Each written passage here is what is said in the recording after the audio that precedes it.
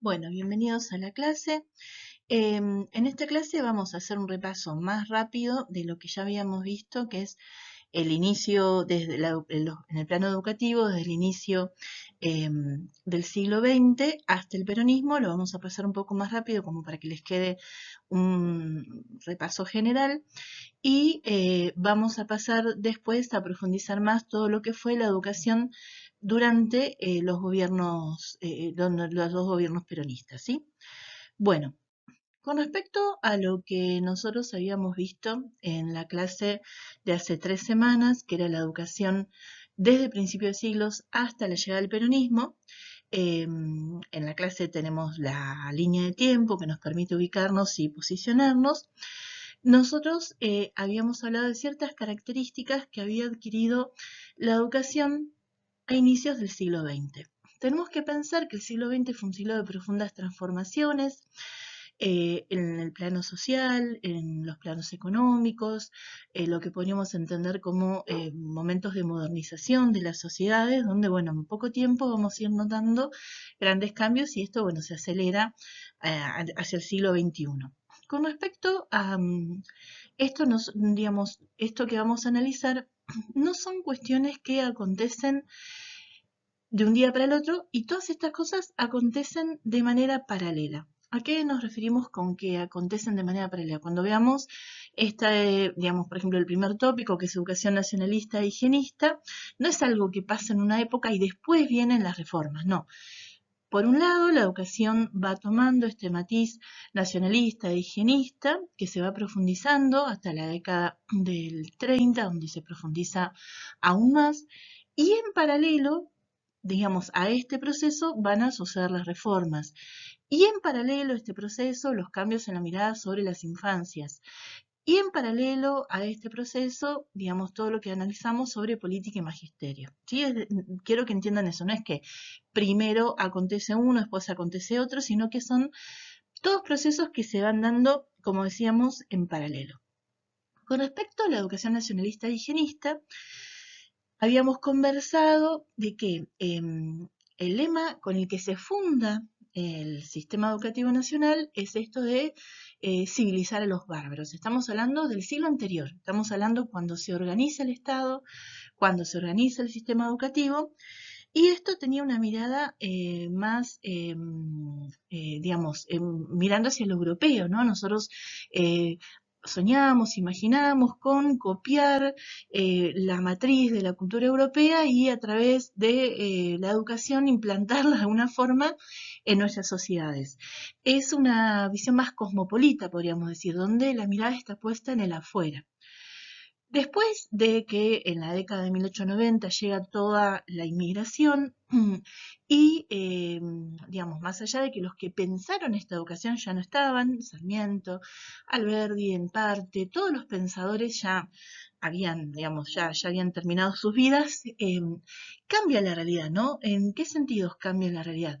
En que toda esta inmigración que ingresa a nuestro territorio trae nuevos problemas, ¿no? En lugar de traer la solución que imaginaba Alberdi, digamos, donde decía que gobernar es poblar, pensando que esta inmigración que iba a llegar iba a elevar los niveles de nuestra población autóctona, lo que termina aconteciendo, como habíamos hablado varias veces, es que todo esto que llega, digamos, lo hace desde un lugar, digamos, no llega la inmigración esperada, no llegan las personas más intelectuales, más cultas, sino que llega lo que Europa no necesitaba, que era población analfabeta, muchas veces sin oficios o sin trabajos, que son expulsados de Europa, porque Europa está sobrepoblada. Entonces, todo este exceso de población llega a nuestros territorios, llega a Brasil, llega a Argentina, una parte llega a Estados Unidos, en donde nos convertimos en receptores de esta población. Pero, insistimos, Europa no es que nos manda, digamos, lo mejorcito, ¿no?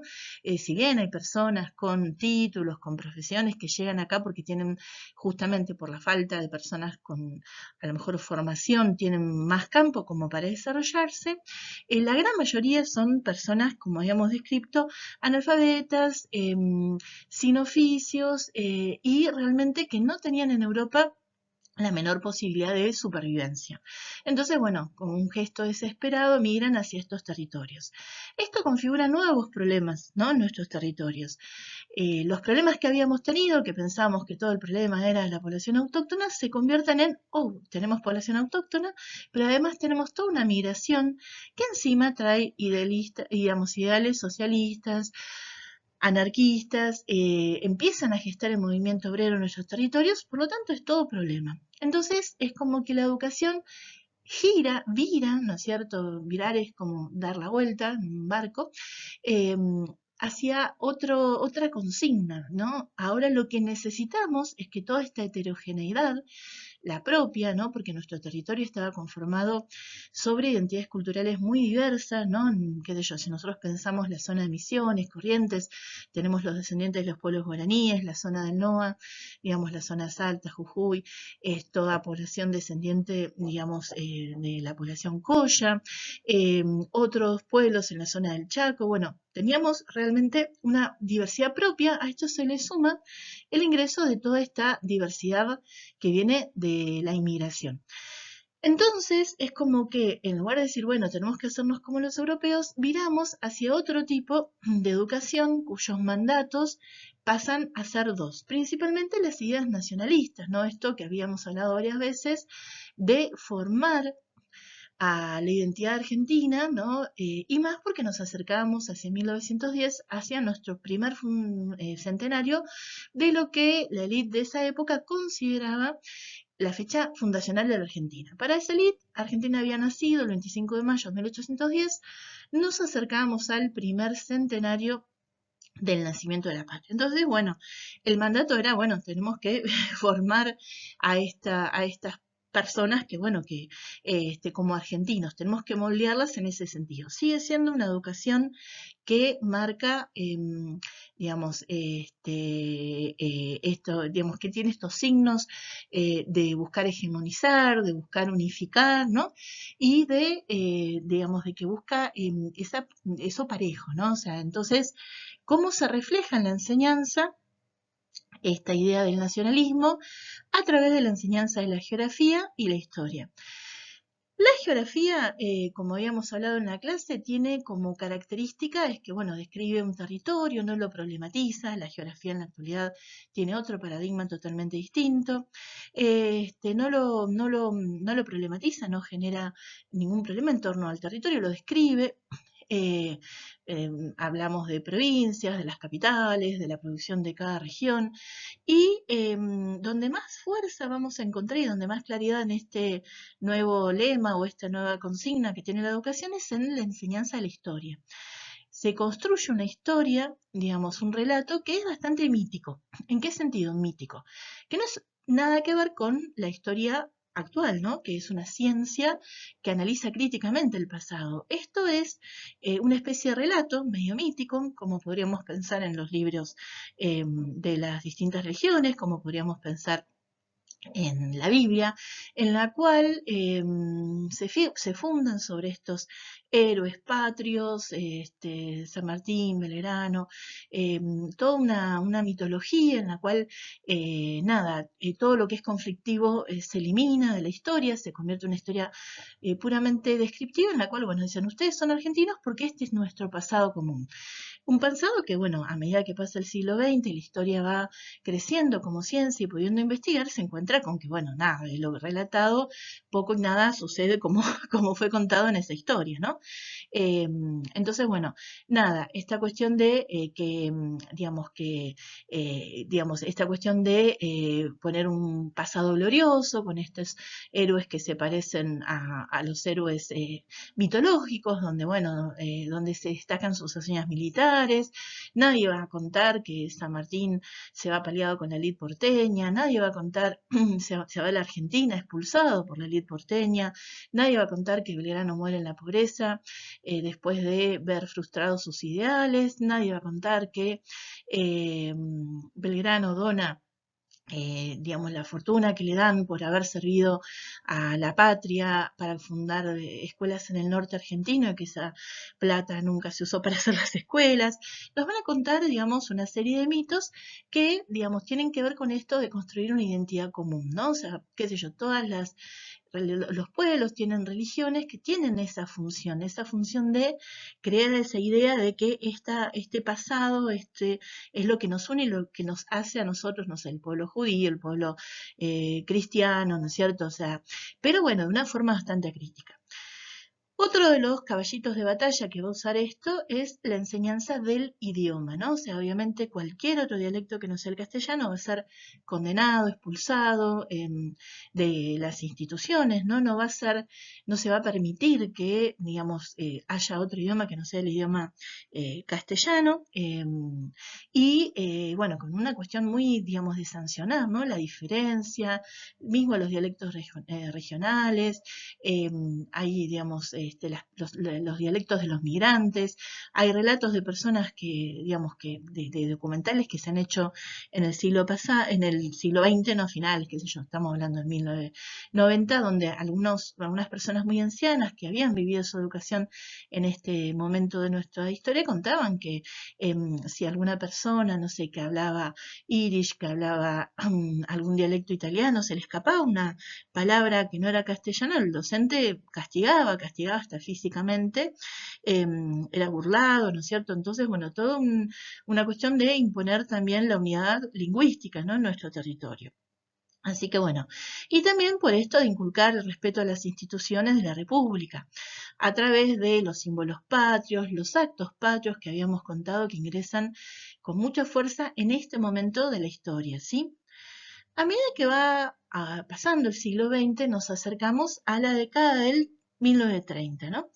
En la década de 1930 ya habíamos comentado la vez pasada en la clase que, eh, voy a hacer una pequeña línea de tiempo acá al costadito, habíamos contado que en Europa se da el proceso de que empiezan a tomar fuerza los partidos fascistas, ¿no? El fascismo propiamente dicho en Italia de la mano de Mussolini y el nazismo en Alemania de la mano de Hitler. Estas ideas, digamos que son ideas muy complejas de analizar, pero que tienen una base nacionalista muy fuerte y una base militarista de la sociedad, ¿no? Todo esto, digamos, se profundiza, como dijimos, en la década del 30. Y también otra característica más que tiene, digamos, en la década del 30, ¿sí? Que, insisto, son procesos que arrancan en Europa y que penetran en nuestro territorio en el plano educativo. Entonces, en la década de 1930, un poquito antes y después se va profundizando, ingresa esta militarización de la escuela, ¿no? Que, insisto, después durante el peronismo, aunque parezca contradictorio, después lo vamos a analizar, se va a terminar profundizando. En la clase tienen un montón de imágenes en las cuales se ve cómo eran las formaciones, los actos patrios, ¿no? Donde los niños y las niñas de las escuelas desfilaban de una forma muy similar a los desfiles militares, el valor por el entrenamiento, por el cuidado de los cuerpos, con esto que también tiene que ver con este discurso higienista del cual habíamos hablado, ¿no? Esto de digamos, un discurso pseudocientífico. Pseudo es que quiere parecer científico, pero bueno, la realidad es que nosotros sabemos hoy que no tiene ninguna base científica bajo ningún concepto, nada, y que en este momento se piensa como, digamos, que, digamos, los cuerpos tienen una salud que la escuela tiene como que reforzar, ¿no? Como que alentar. Además, cuerpos muy disciplinados desde ciertos mandatos de normalidad, ¿no? Los cuerpos normales, los niños normales tienen que tener ciertas fortalezas, las mujeres también, porque bueno, el varón como futuro soldado de la patria, la mujer como la que va a permitir tener a los hijos de la patria, son cuerpos sobre los que opera una fuerza, digamos, muy normalizadora. Pensando en la educación especial, en este momento ya se empiezan a separar los niños débiles, ¿no? Y se empiezan a hacer, muy entre comillas, escuelas para las infancias que son consideradas debilitadas. Bueno, empiezan a ir a lugares que serían más bien asilos, ¿no? O estamos hablando de cualquier tipo de discapacidad, inclusive problemas físicos que no permiten un desarrollo de lo que es considerado óptimo en el plano físico. Podemos hablar de niños epilépsicos o niños con, qué sé yo, cualquier enfermedad que debilitara sus cuerpos, son como aislados del resto, ¿no? Los espacios, digamos, que se les destinan son como una especie de mezcla de hospital con espacio de reclusión, ¿no es cierto?, donde lo pedagógico no tiene la menor cabida.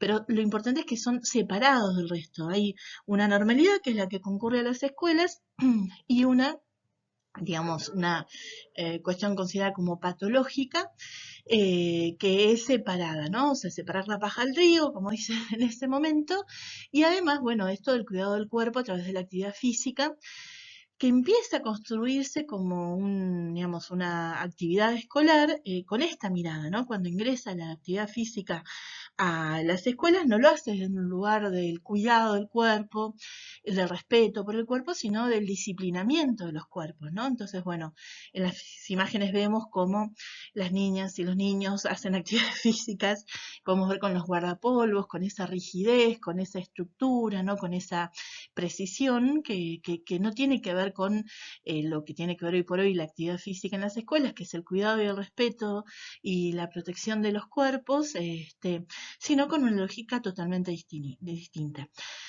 La palabra eugenesia, digamos, empieza a hacer lugar también desde Europa, que se traslada a nuestro territorio, esto de mejorar la raza, ¿no? De separar los que están mal, dejar los que están bien, y los que están bien formar sus cuerpos, porque bueno, un cuerpo fuerte, un cuerpo sano, es el que puede servir a la patria. Bueno, todas estas ideas, como dijimos, esto se va incrementando, ¿no? O sea, a lo largo digamos, de principio de siglo hasta ahora, es como que tiene un increyendo, o sea, un proceso donde esto se va haciendo cada vez más intenso. Y como dijimos, tiene su momento cúlmine en, digamos, en la época del peronismo, que estas ideas las va a seguir tomando de alguna manera.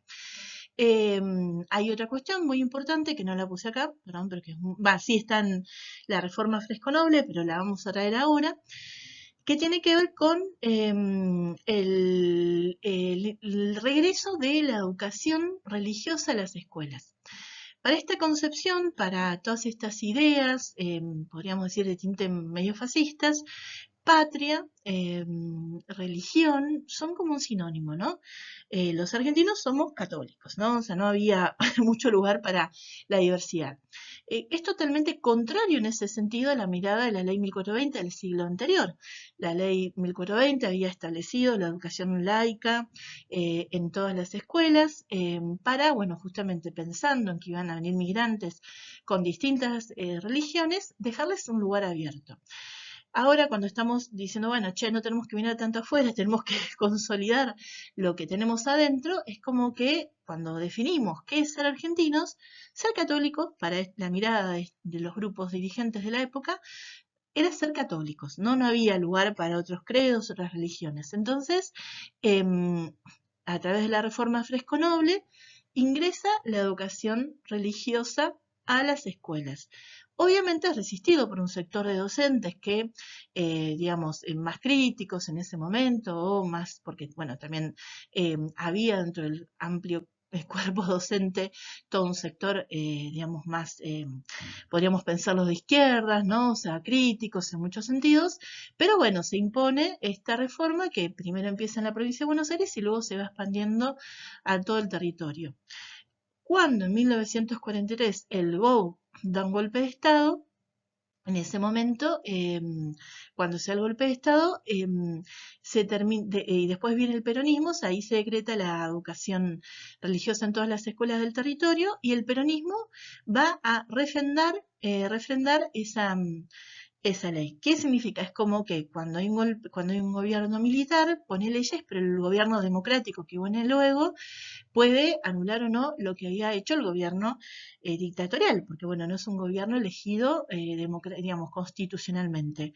Y el gobierno de Perón, después vamos a ver el porqué, termina de afianzar y de hacer ley esto es la educación religiosa en todas las escuelas públicas del territorio de la Argentina. ¿Sí? Entonces, bueno, nada. Esta idea de lo religioso también es bastante importante de comprender. Y, como decíamos, está relacionado, ¿no es cierto?, todo este punto digamos, del clima educativo que se va viviendo con la reforma Fresco-Noble que termina como de materializar esta idea. Acuérdense que para ellos Argentina era católica, ¿no? O sea, no había mucha discusión.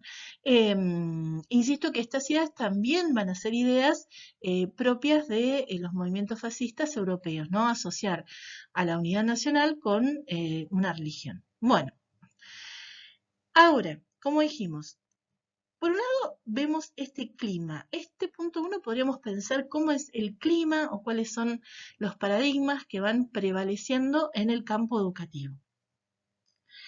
Ahora, cuando hablamos de las reformas, la reforma Fresco-Noble sí, y la militarización del campo educativo sí tienen que ver con ese clima. Pero hay dos cuestiones que van en sentido contrario. Vamos a entender qué significa.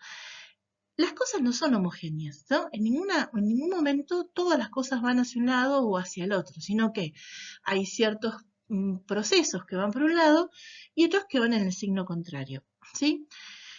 Uno de los procesos que va en el signo contrario es la Reforma Universitaria de Córdoba de 1918. Si bien acontece en este periodo es como que tiene en algún sentido algunos aspectos que indican un signo contrario.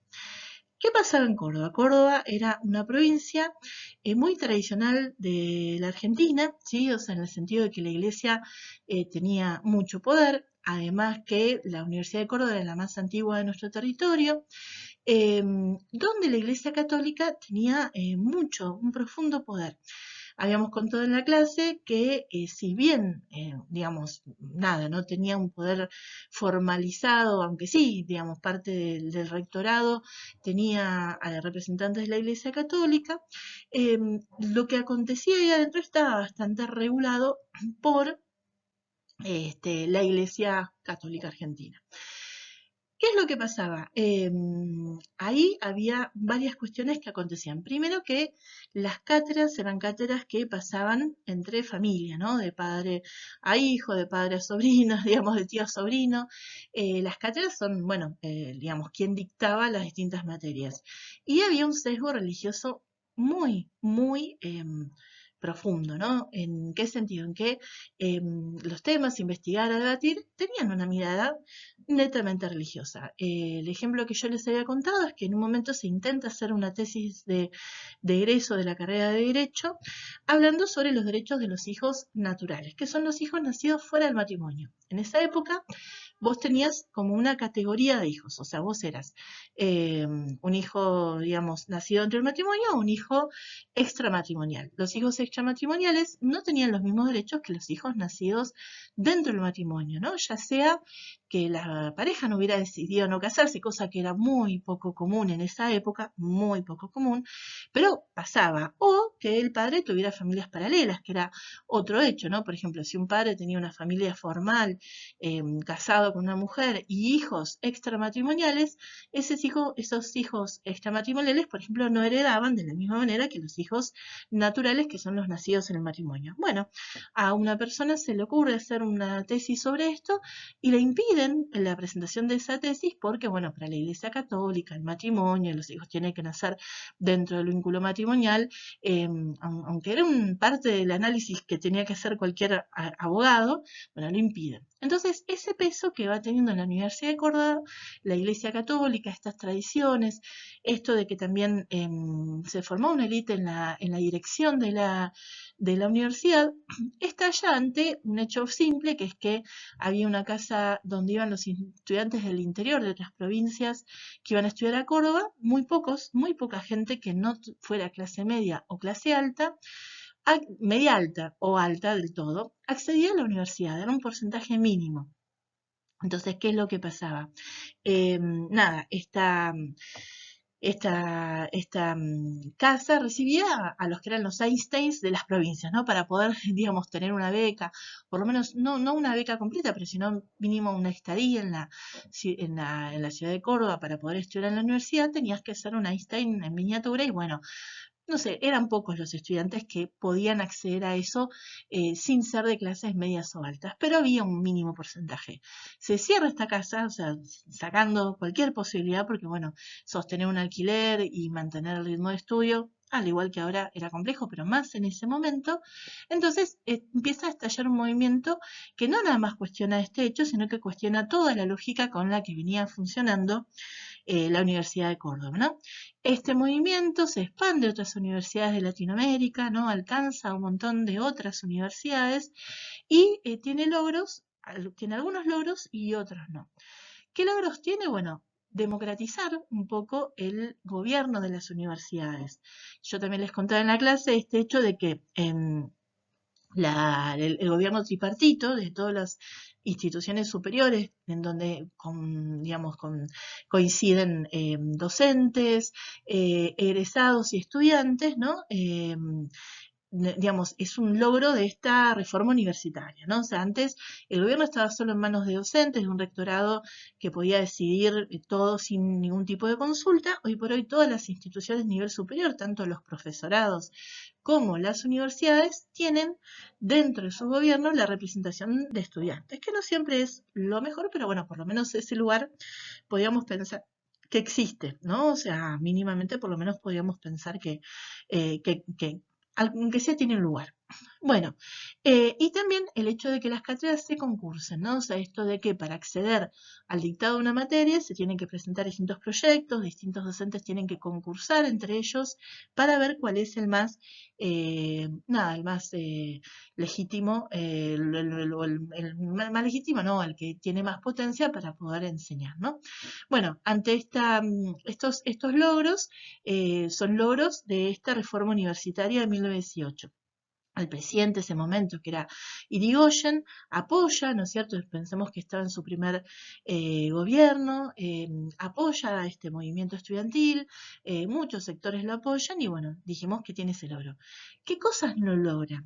No logra cambiar quiénes son los que pueden ingresar a estudiar a las universidades, porque las universidades siguen siendo aranceladas, porque las universidades, o sea, siguen siendo, a ver, la mayoría de la mayoría de la sociedad que no pertenecía a las clases medias altas o altas, no tenía la posibilidad de que sus hijos durante 6, 7 años se dedicasen, digamos, al estudio, ¿no? Porque un hijo que se dedica al estudio implica que los padres pueden sostener, ¿no es cierto?, sin el trabajo de ese hijo, la vida familiar. Entonces, bueno, era muy excepcional esa situación.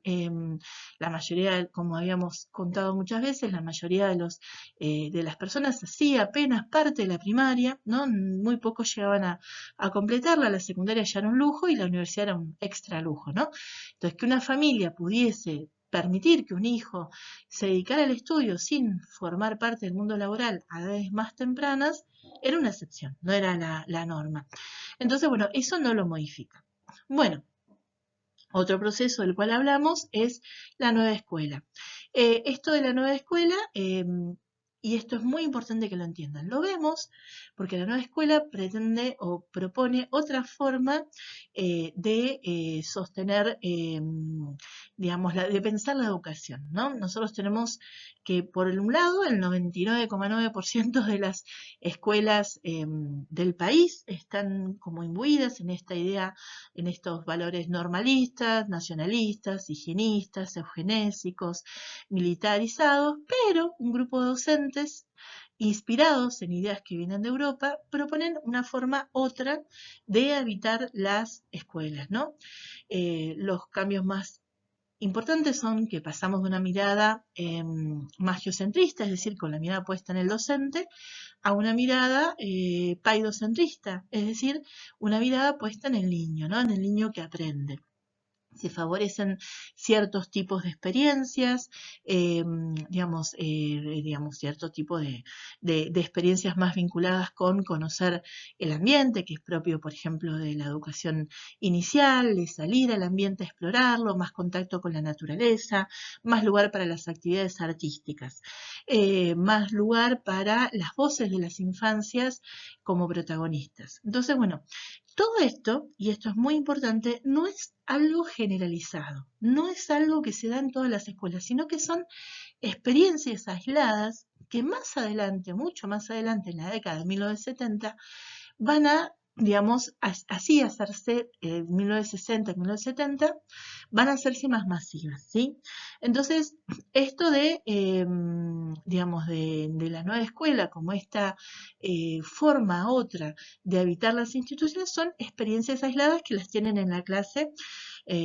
Ustedes saben que, bueno, más allá de todo el parcial lo van a poder tener, les sirve también para ustedes saber, uno de los más conocidos es las hermanas Cosettini en Córdoba, que tienen una experiencia hermosa sobre, digamos, estas otras formas de habitar de habitar las instituciones escolares y de pensar la enseñanza.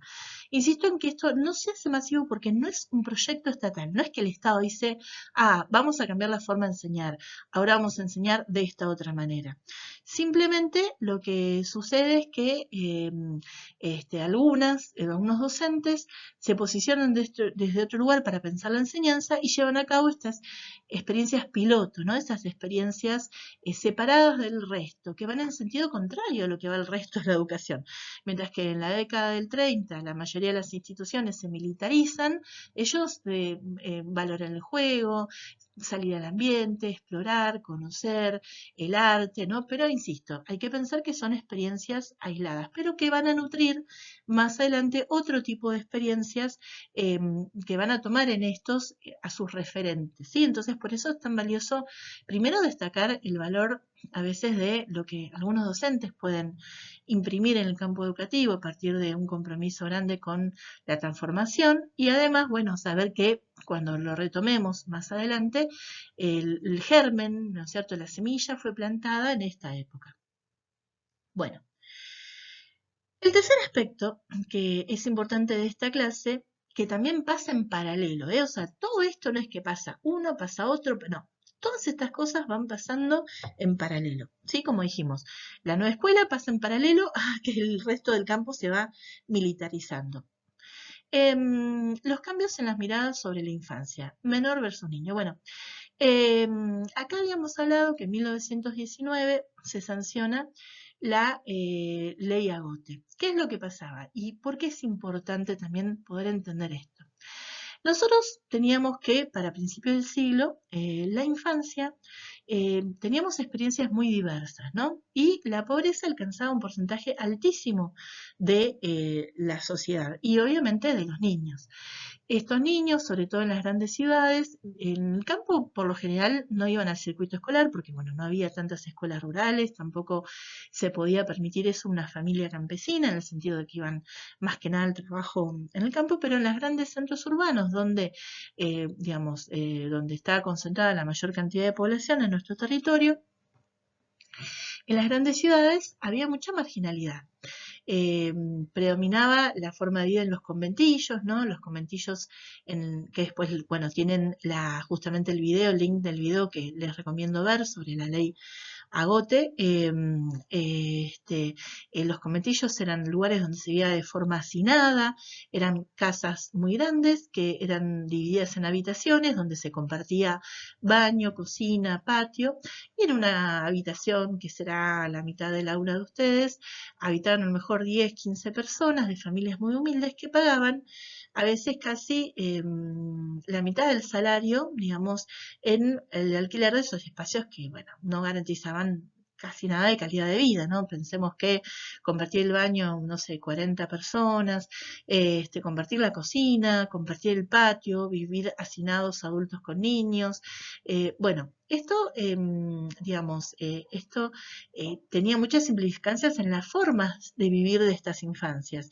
Estas infancias habitaban las calles, porque bueno, no iban a estar todo el tiempo hacinados en una habitación pequeña, y a la vez, bueno, iban a veces al circuito circuito del trabajo y también, como nosotros sabemos, y la sociología lo demuestra, la pobreza trae marginalidad, ¿no? Trae delincuencia, no es que son fenómenos aislados, ¿no? O sea, no podemos pensar el incremento de la delincuencia si no hubiera un alto grado de pobreza. Bueno, ¿pero por qué? Porque, bueno, las propias condiciones de vida empujan a delinquir en el sentido de que un niño, ¿no? Que no puede escolarizarse, que no puede pensar en un futuro distinto, que trabajar a lo mejor 15 horas por un salario mínimo, que apenas alcanza para comer arroz y para vivir en esa habitación, obviamente es más llamativo el mundo de la delincuencia, donde siempre, obviamente, la policía y otros actores sociales suelen estar vinculados a ese mundo, o sea, no es que lo desconocen. Pero bueno, como toda sociedad necesita sus chivos expiatorios, es decir, a quienes culpar, los niños pobres serán los problemas de nuestra sociedad. Esos niños pobres, esos niños humildes, eran responsabilizados de, digamos, y la crianza que le daban sus familias, eran los responsables de, digamos, la delincuencia que atravesaba a las grandes ciudades, ¿no? Y no la extrema pobreza. O sea, nosotros sabemos que la relación entre calidad de vida y delincuencia es directamente proporcional. ¿Qué significa? Perdón, es inversamente proporcional. ¿Qué significa? Cuanto mejor calidad de vida tienen las sociedades, menores índices de delincuencia suelen haber, ¿no? Estadísticamente a nivel mundial. Un lugar donde todo el mundo a través de un trabajo puede acceder a condiciones dignas de vida, no suele tener mucha delincuencia. Ahora, en los lugares más pobres, donde hay más brecha social, donde muy pocas personas acceden a una buena calidad de vida, son lugares donde la delincuencia, digamos, suele incrementarse, ¿no? Es una relación casi inversamente proporcional. Más calidad, menos delincuencia. Menos calidad de vida, mayor delincuencia. Bueno, entonces, ¿qué es lo que pasa? Todos estos niños representaban un problema, ¿no? Porque, bueno, habían participado de distintos procesos, como la huelga de inquilinos que cuenta el video, que es cuando quieren aumentar un montón los alquileres de estas posilgas, que eran las pensiones, digamos, los propios niños salen a protestar con sus familias por una cuestión de que el mundo adulto y el mundo infantil no vivían escindidos, convivían, o sea, 24/7, salvo cuando se trabajaba, en el mismo espacio. Entonces era común que, digamos, las madres y los padres salgan con los niños a este tipo digamos, de movilizaciones, ¿no? La Semana Trágica, bueno, un montón de sucesos en los cuales veían a niños de escasa edad participando junto con sus padres de estas movilizaciones, por hábitos también que tienen que ver con la clase social a la cual estas infancias pertenecían, ¿no? Y porque estaban como empujadas por las mismas condiciones de vida a participar de esa vida adulta. Bueno, ante esto, ¿qué es lo que pasa? Digamos, el Congreso, que estaba todavía habitado más que nada por los sectores más conservadores, propone como salida esto de poder considerar, digamos, digamos, espacios donde el Estado separaba digamos, le quitaba a la familia la patria potestad sobre los niños y niñas y los ponía en institutos de menores, ¿no? Que eran un circuito totalmente distinto a la escuela. En una escuela, digamos, el niño tenía su vida familiar y se daba lo pedagógico. Y además se daba, bueno, todo digamos, esta moldeo, ¿no es cierto? No me sale la palabra digamos, esta modelación de las actitudes y demás. Pero estos niños que parecían ingobernables, porque bueno, tenían otras actitudes, los llevan a otros espacios, donde está todo pensado, digamos, como si fuera una especie, digamos, de reformatorio. No tenían esos nombres, después digamos, los van llamando con esos nombres a medida que pasa el tiempo, era el lugar para reformar a estas infancias desviadas de lo normal y lo esperable. Eran cárceles para niños, ¿no? No eran espacios de aprendizaje, eran espacios de reclusión. En un momento se pensaba llevarlos a la isla Martín García, eso no se concreta, pero ponerlos en un lugar, la isla Martín García es una isla que queda en el medio del río de la Plata, como sacarlos del río y llevarlos allá para aislarlos bien, no vaya a ser que se vayan a escapar por el mundo y estos malvivientes. Cuando vean el video van a darse cuenta de todos los preconceptos que existían sobre estas infancias, ¿no?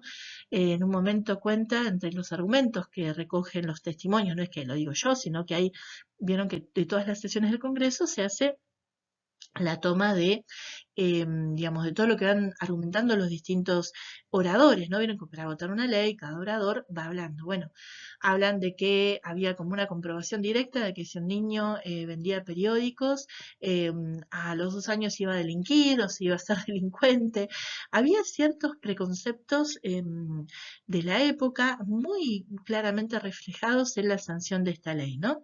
En las cuales se consideraba que el Estado estaba haciéndole un bien a estos niños porque los llevaba por el buen camino, y en lugar de poder pensar en resolver las situaciones estructurales que generan la pobreza, ¿no? Pensaban en reformas, digamos, en sacarlos del medio, en aislarlos, en disciplinarlos de una forma mucho más violenta que lo que acontecía en las escuelas, enseñarles oficios para que sean niños de bien, pero separarlos de sus entornos. Y lo que habíamos hablado es que esta ley sigue vigente hasta el año 2005, donde se sanciona la ley de defensa de los derechos de los niños, niñas y adolescentes, en donde el niño deja de ser un objeto, ¿no es cierto?, una cosa que pasa de la patria potestad familiar a la patria potestad estatal y pasa a ser un sujeto de derechos, ¿no? Entonces, bueno, igualmente ya en los últimos años, en las últimas décadas, estos espacios tenían cada vez menos fuerza, pero seguían existiendo y legalmente el Estado aún podía actuar. Y había algunos lugares de nuestro territorio en donde estas leyes se aplicaban, ¿no? O sea, por ejemplo, en la Patagonia pasaba mucho, por ejemplo, no sé, inclusive antes de la sanción de esta ley, antes digamos, de la ley de los derechos de los niños, niñas y adolescentes, digamos, yo hablando con una compañera que vino a principios del 2000 acá y que era trabajadora social y ella contaba esto de que muchas familias tenían miedo que les saquen los niños, ¿no? O sea, el Estado todavía en lugares más periféricos del territorio, seguía, digamos, resolviendo esta situación, sacándole los niños legalmente a las familias. Así que bueno, eso es otra, digamos, cuestión importante que de vuelta, no es que pasa una, por favor, hago insistencia en esto, no es 1, 2, 3, es 1 en todo este periodo, 2 en todo este periodo, 3 también. Esta ley es de 1919, pero, digamos, se viene construyendo como una mirada sobre las infancias. Y decimos que se crean 2 circuitos diferenciados, uno para los niños, que son todos los que caben dentro del parámetro de la normalidad, y otros para el menor. El menor es el niño delincuente. Ese niño delincuente, ese niño peligroso, se lo separa, se lo lleva a estos institutos de menores, se lo aísla, se lo disciplina, se lo violenta con mucha más fuerza, porque bueno, en las escuelas también había una violencia, pero de tono más simbólico. Acá, digamos, una violencia más explícita y bueno, nada, poder pensar que nuestra sociedad vio a las infancias pobres con esta mirada nos permite entender muchas de las cosas que acontecen ahora, cuando hoy por hoy escuchamos que piden mano dura para los niños, para, digamos, en esto de bajar la ley, la edad de imputabilidad y un montón de cosas, es lo que decimos a veces criminalización de la pobreza, es decir, considerar tu propia condición que genera, digamos, porque que un niño robe tiene implicancias muy distintas que un adulto robe, ¿no? Porque que un niño robe tiene que ver con un montón de variables sumamente complejas, pero que están muy arraigadas en las condiciones de vida, ¿no? O sea, un niño que tiene una familia, que tiene una casa, que come, es muy difícil que sea un niño que delinca, ¿no? Entonces, poder pensar que el niño que sale a ejercer la delincuencia está empujado en gran parte por este entorno, ¿no? que lleva a esto. Así que bueno. Y lo último de esta clase es el tema de poder pensar en la política y el magisterio, ¿no? O sea, nosotros como cuerpo docente, cuando empieza a formarse, digamos, el cuerpo docente, se experimentan un montón de procesos, ¿no? Uno de ellos tienen que ver con esto de que se nos pide una labor similar a la del sacerdocio, ¿no? Es como que la escuela, en algún punto, muchos sociólogos, muchos analistas, pedagogos de la educación dicen, bueno, la escuela de alguna manera reproduce, digamos, la institución iglesia, ¿no? De alguna forma es como que esto del sacerdote que orienta a todas las ovejas del Señor, bueno, se convierte en un maestro que orienta a todos los niños, ¿no? Hay muchas similitudes entre lo que es la institución iglesia y el sacerdote con el rol docente. Entonces, es como que el rol docente tiene que ver con esto de una vocación, ¿no es cierto?, de alguien que eh, da todo por la educación de las infancias, este lugar, digamos, vinculado al sacerdocio del maestro, ¿no? Este lugar de sacrificio, de entrega. Bueno, esa matriz con la que arrancamos impidió, digamos, que en un inicio nosotros podamos vernos como trabajadores, ¿no? O sea, el tema de poder entender que dentro de la múltiple universo de los trabajos, el ser docente es un trabajo más, ¿no? Sumamente, digamos, con esto. Es más, se nos sigue pidiendo hasta el día de hoy, ¿no? O sea, ¿cómo hacen par y no piensan en los niños? Porque es claro, poder entender al docente como un trabajador es un paradigma que no acontece, digamos, es un paradigma con el que todavía seguimos, ¿cómo decirlo?, luchando, trabajando, ¿no?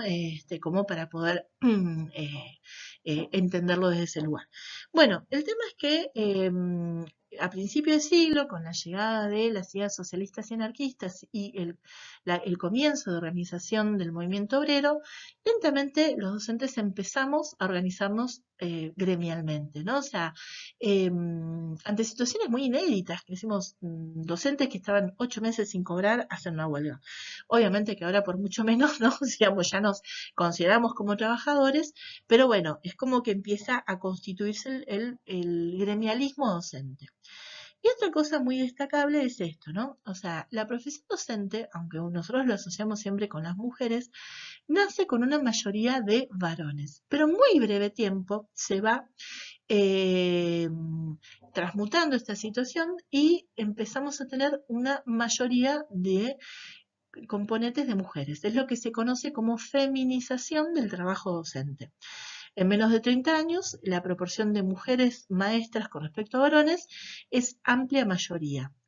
Aunque los cargos jerárquicos, ¿no? Por ejemplo, directores, inspectores y distintos agentes dentro de las jerarquías, o casualidad son ocupados por varones. O sea que la mayoría de las, digamos, esa proporción de mayor cantidad de mujeres con respecto a los varones ejerciendo la docencia en el aula no se ve reflejada en los cargos jerárquicos, ¿no? Donde esto se invierte. La mayoría o casi todos los cargos jerárquicos están en manos de varones. O sea que el docente varón que sigue la carrera docente, muy rápido pasa a lugares jerárquicos, al lugar del director, al lugar del inspector, al lugar del secretario de educación, ¿no es cierto?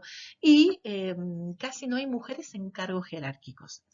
Y acá hay un análisis muy importante y muy necesario de hacer, ¿no? Por un lado, una sociedad profundamente, digamos, machista en esa época, en la cual la mujer tenía muy poco lugar para realizar estudios que fueran más allá de la secundaria.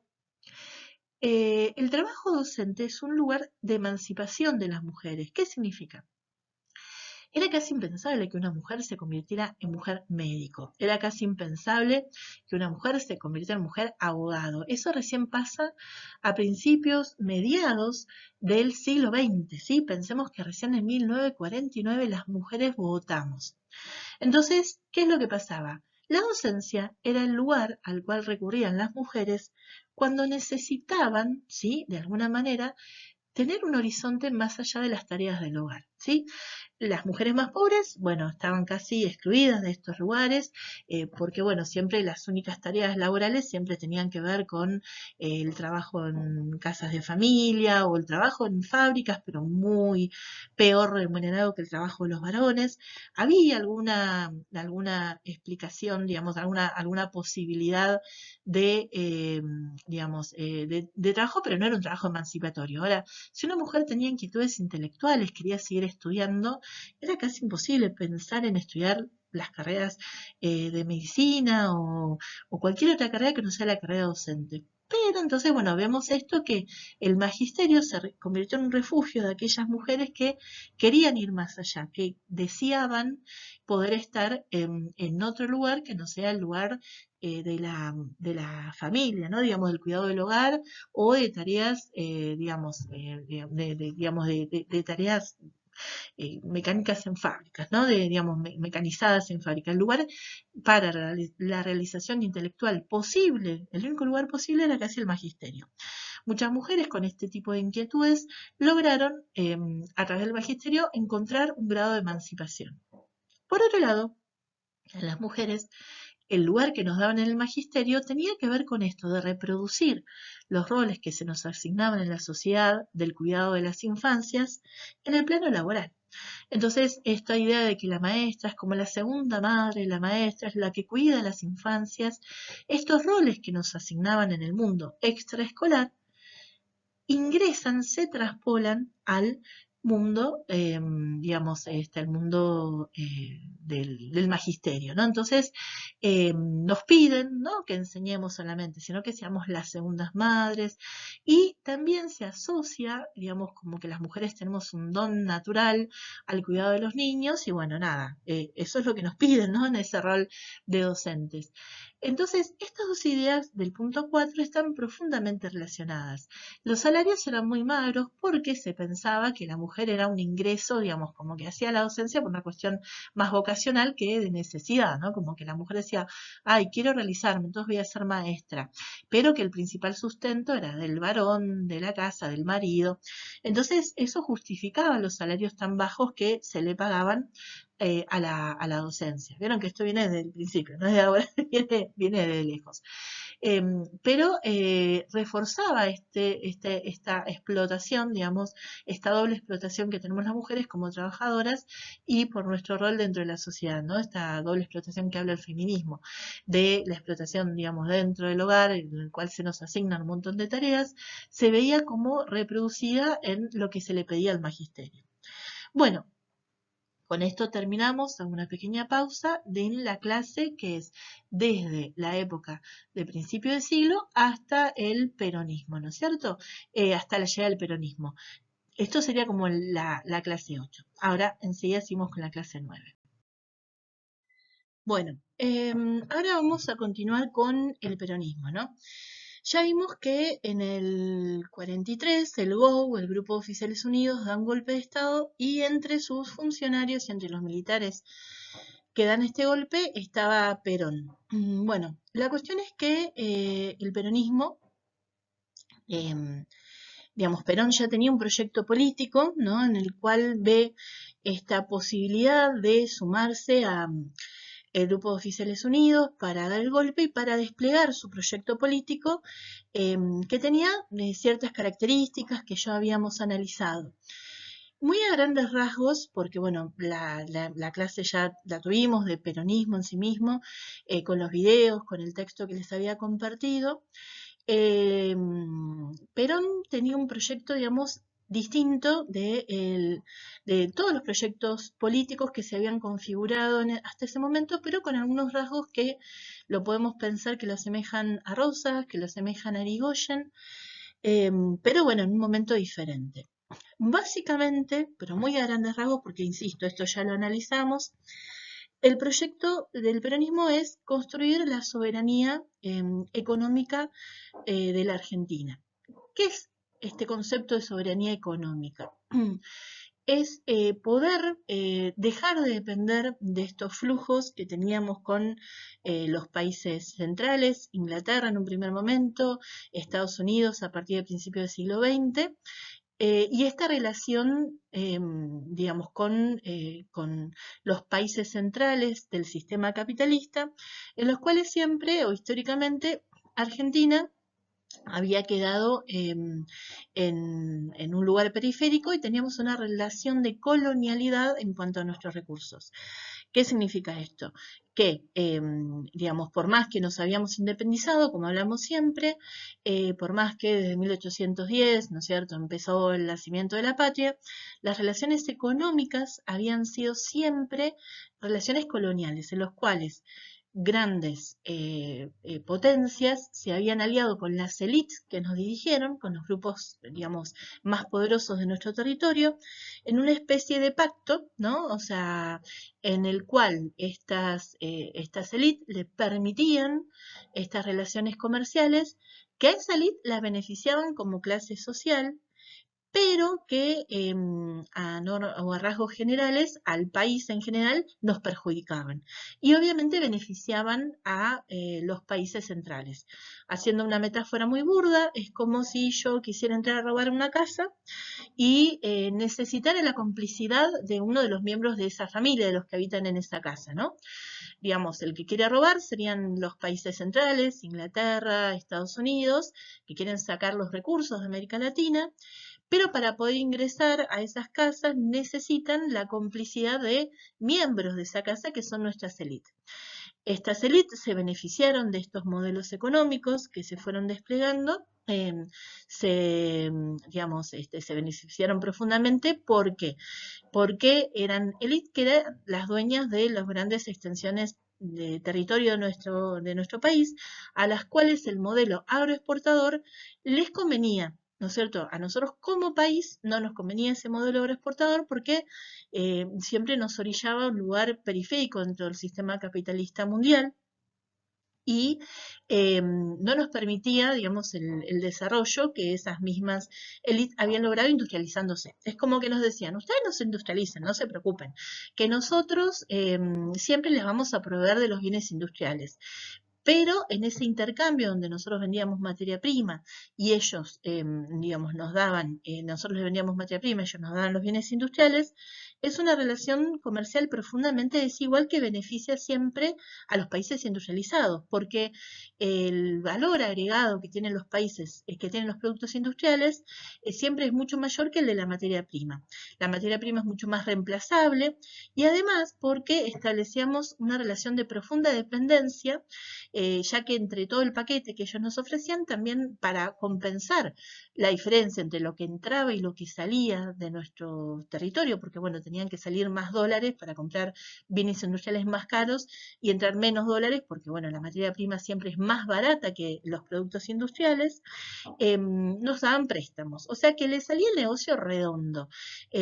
¿Por qué? Porque es como la diferencia entre, no sé, yo vendo la fruta cosechada y ellos me venden la fruta elaborada en forma de frambuesa, de mermelada. Siempre sale más cara, digamos, Argentina tenía que disponer de más dinero del que le ingresaba por la venta de materias primas. Entonces ellos tan buenos nos ofrecían créditos para compensar ese déficit. Entonces el negocio era redondo. Para poder llevar adelante este plan, obviamente hacía falta que nuestros gobernantes, ¿sí?, estuvieran en complicidad con estos intereses de afuera. Y esta élite terrateniente, esta oligarquía, que bueno, es una palabra que va a usar mucho el peronismo, sostuvo este modelo porque a ella como clase le convenía, ¿no? Entonces, bueno, el peronismo nace con una matriz profundamente nacionalista, es decir, decir que la Argentina, para poder, digamos, prosperar, necesita abandonar digamos, su matriz económica e industrializarse, ¿no? De manera sistemática y clara. Necesita, sí o sí, generar una industria, ¿sí?, que abastezca al mercado interno. Es decir, tenemos que dejar de comprar cosas afuera y producirlas nosotros.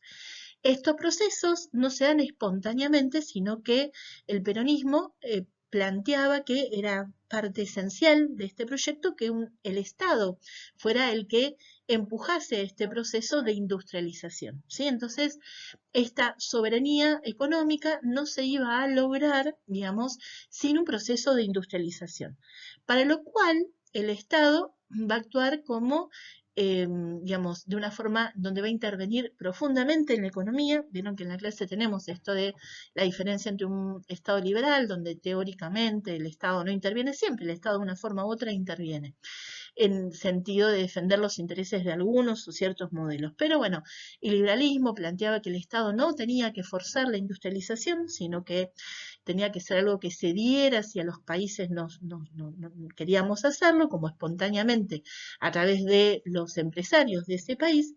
Y el premio dice, no, si el Estado no interviene activamente para generar este proceso de industrialización, nunca vamos a lograr, digamos, construir, a industrializarnos y tener soberanía económica.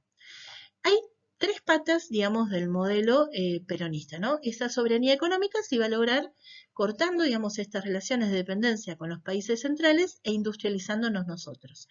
El Estado tenía que ser un agente profundamente rector de este proceso, o sea, no es que iba a pasar espontáneamente, sino que el Estado tenía que ver la forma, la estrategia para poder producir esta industrialización, ¿no? Entonces, bueno, era necesario un Estado sumamente presente, sumamente, digamos, activo en esto. Entonces, el Estado tenía que dirigir y actuar. Entonces, un Estado muy fuerte, un Estado que regulase estos intereses. A la vez, ¿qué pasaba? Nosotros teníamos un escaso mercado interno. ¿Qué es mercado interno? Quienes compren los productos, porque la gran mayoría de la población vivía en condiciones de extrema pobreza. Entonces, no consumían ciertos bienes industriales. Entonces decían, bueno, para poder reforzar este modelo, necesitamos ampliar nuestro mercado interno, es decir, que la gente que habita la Argentina pueda consumir más. De la mano de esto también, acordémonos que ya lo habíamos conversado en clase, el peronismo es anticomunista, ¿sí? Eso ya lo conversamos en clase, está también desarrollado en la clase. Él propone que el modelo para lograr una sociedad más justa no es que la clase obrera tome el control del Estado. Él dice, no, tiene que seguir existiendo el capitalismo, tiene que seguir existiendo la burguesía, que son los dueños de los medios de producción, y los trabajadores. Pero, a diferencia del modelo liberal, donde todo queda librado al juego de la oferta y la demanda, y bueno, si hay muchos trabajadores que necesitan trabajar y se les paga poco, el Estado no debería hacer nada. Acá el Estado tiene que regular esta relación entre los capitalistas y los trabajadores. ¿De qué manera? Por un lado, obligando a los burgueses, la burguesía, a pagar mejores salarios. Ese pago de mejores salarios digamos, a las clases trabajadoras tenía, por un lado, un objetivo, digamos, ético. Podríamos pensar que todos los argentinos, pensando en tono nacionalista, todos los argentinos tenemos derecho a disfrutar, digamos, de los beneficios que tenemos por ser un territorio con tantos recursos, tan amplio, con tantas cosas a favor. Es como decir, hay una cuestión ético-política, ¿no es cierto?, en ese sentido. Por otro lado, también lo que planteaba el peronismo o Perón es que las masas, cuando son explotadas excesivamente, tienden a ir hacia sistemas, digamos, tienden a ser más revolucionarias, ¿no? O sea, si vos tenés un trabajador hiperexplotado, es un trabajador al cual las ideas socialistas lo van a convocar y puede terminar, digamos, generando una revolución socialista, ¿sí? Entonces, bueno, esta revolución socialista no era el objetivo del peronismo, todo lo contrario, porque decía que eso devenía siempre en sistemas donde el Estado terminaba explotando al ser humano, y el peronismo insistimos en que es capitalista, o sea, defiende el capitalismo como modo de producción. Bueno, por otro lado, como decíamos, otro de los propósitos de brindar este bienestar a los trabajadores serían propósitos más pragmáticos, ¿no? O sea, al aumentar el poder adquisitivo de las clases trabajadoras, eso reactiva la industria. Cuando yo le doy trabajo y le pago bien a, digamos, un trabajador, ese trabajador a la vez consume más cosas que se producen dentro del territorio, y eso estimula el crecimiento, ¿no? En un círculo virtuoso de la economía. digamos, es cuando se plasman las ideas de un economista que es Keynes, que dice esto, que cuando se estimula el mercado interno, eso termina redundando en un crecimiento, ¿no? Porque, bueno, insisto, yo le pago más al trabajador de la fábrica que hace mesas. Ese trabajador, a su vez, va a consumir, digamos, sillas, va a consumir una heladera, va a consumir otros bienes que van a estimular otras industrias dentro del ecosistema industrial del país, del territorio, y bueno, eso va a terminar redundando en un crecimiento general de toda la economía. Y también, como decíamos, otro propósito es mantener a las masas alejadas de las ideas socialistas, ¿no? Cuando uno, digamos, tiene lo necesario, esta cuestión de hacer la revolución y transformar la sociedad radicalmente se disipa. Cuando alguien digamos, tiene lo que necesita para su supervivencia, bueno, esto no tiene sentido, no tiene razón de ser, ¿no? O sea, si yo no tengo para darle comer a mis hijos, vienen y me dicen, che, hagamos la revolución, juguémonos la vida, tomemos las fábricas, bueno, ahí voy. Ahora, si mis hijos tienen alimentos, si tengo atención sanitaria, si tengo vivienda, si trabajo y me alcanza para darle de comer, bueno, va a ser más complejo que me sume a ese tipo de propuestas, ¿no?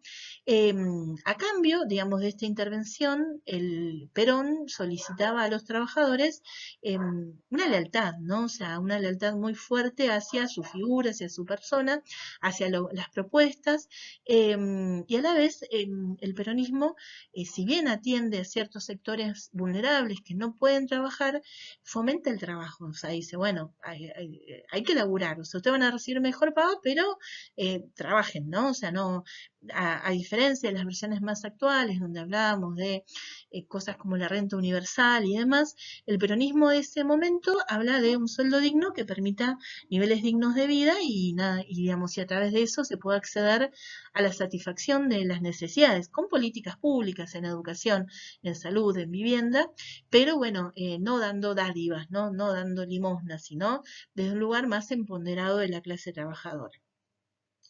Bueno, la clase trabajadora accede a derechos que jamás había tenido en otro momento de la historia argentina, ¿no?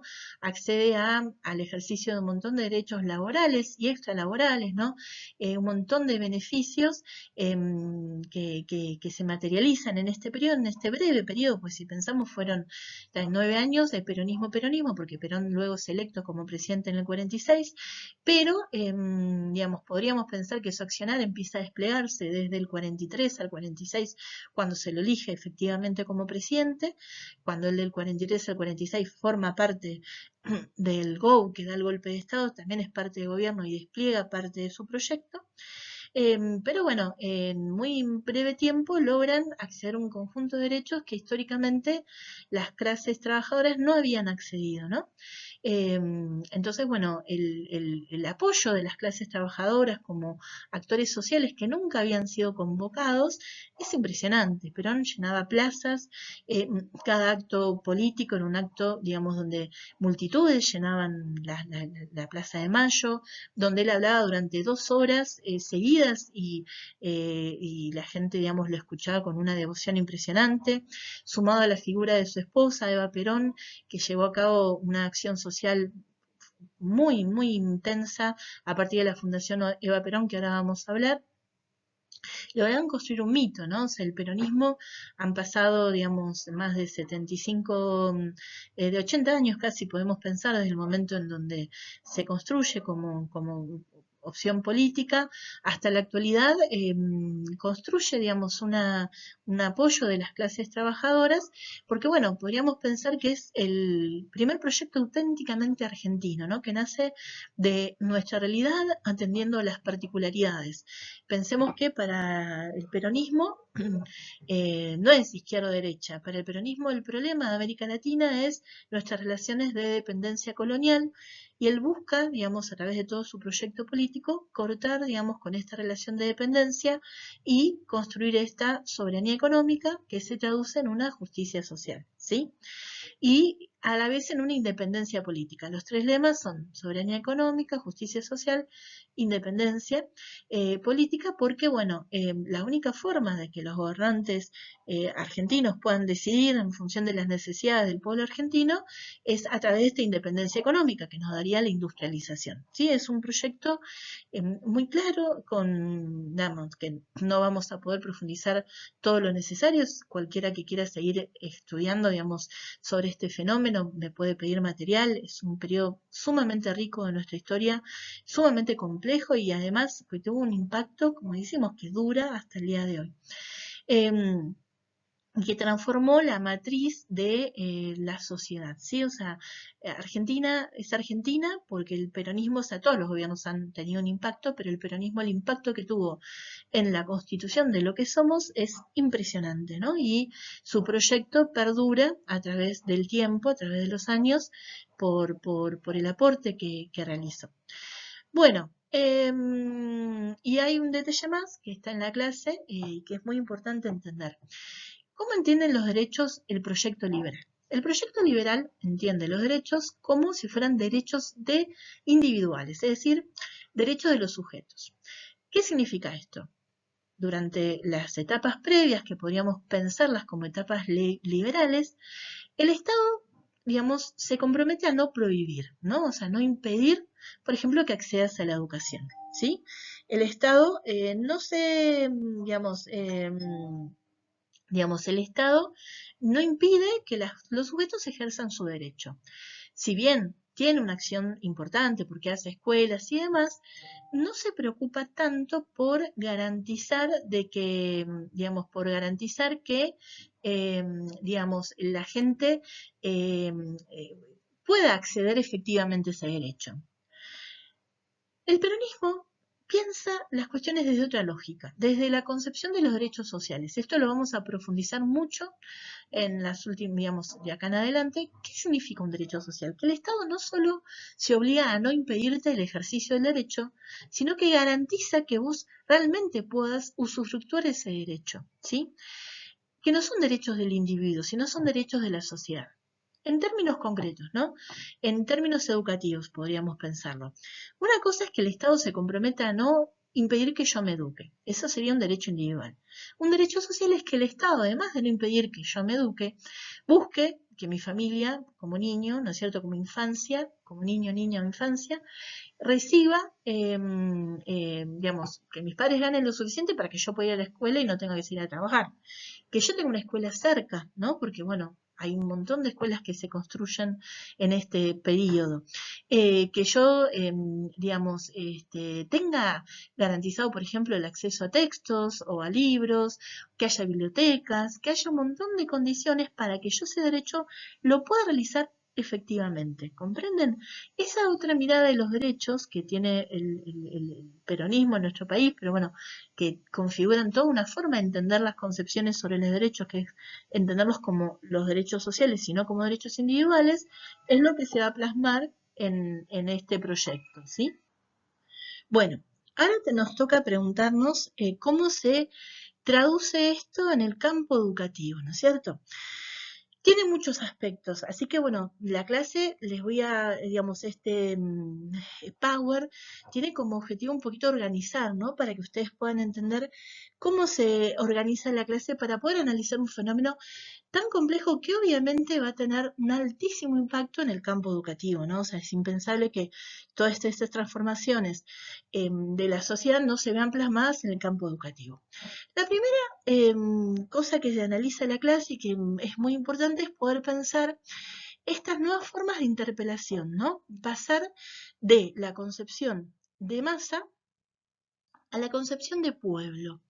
Lo que plantea la clase es que el peronismo redefine, ¿no es cierto?, en este sentido, la forma de interpelar a estos sectores que habían quedado excluidos históricamente digamos, como actores sociales. Siempre habían sido explotados, habían existido, habían tenido tu peso, pero siempre los gobiernos previos habían tendido a reprimir, ¿no?, todas estas situaciones, todas estas digamos, digamos, todo esto que, digamos, a estos sectores sociales, ¿no? Ahora el peronismo les da un nuevo lugar. Entonces, esto lo podemos ver en que lo que antes era considerado como algo negativo, esto de cabecitas negras, de descamisados, que eran palabras ofensivas, pasan a tener un valor positivo, ¿no? O sea, Perón, Eva, cuando le hablan al pueblo en los actos, lo llama con amor, que ahí hay un video que también les puse en la clase muy interesante, cuando Eva se dirige al pueblo, dice, mis descamisados, mis cabecitas negras, lo que antes era insulto ahora se convierte en una palabra que genera todo lo contrario, ¿no? Que es una valoración de esa condición, ¿no? Entonces, en el campo educativo también esto va a tener un impacto. Todos estos sectores que habían quedado excluidos históricamente por las condiciones macroeconómicas de el acceso a la educación, por lo que hablábamos siempre, ¿no? Que son sectores donde las infancias a edades muy tempranas tienen que salir al mundo del trabajo. No era común, la mayoría sea primero, segundo, tercer grado, cuarto grado, no más de eso, muy pocos completaban la primaria, muchos menos la secundaria y bueno, reducidísima la cantidad que llegaba a la facultad, iba a pensarse desde otra lógica. En lugar de poder pensar que, bueno, cada uno va y estudia, yo no le prohíbo a nadie que estudie, el Estado se va a poner, como decíamos recién, como garante del ejercicio de este derecho, ¿sí?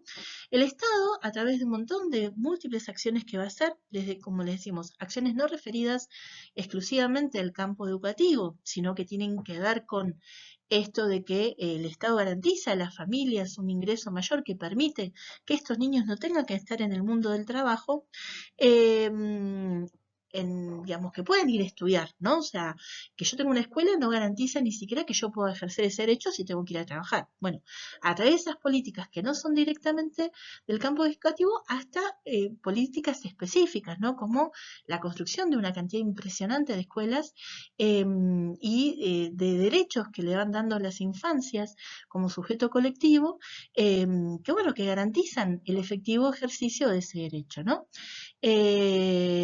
Bueno, son tenidos, como dice acá, redefine la educación popular de Sarmiento pensando que el Estado ahora no nada más tiene que dar ese paso de decir, bueno, hago algunas escuelas, no, tiene que dar un paso más allá y ver la forma de incluir y de sumar a todos estos actores a la escena, digamos, a la escena educativa, ¿sí? Bueno.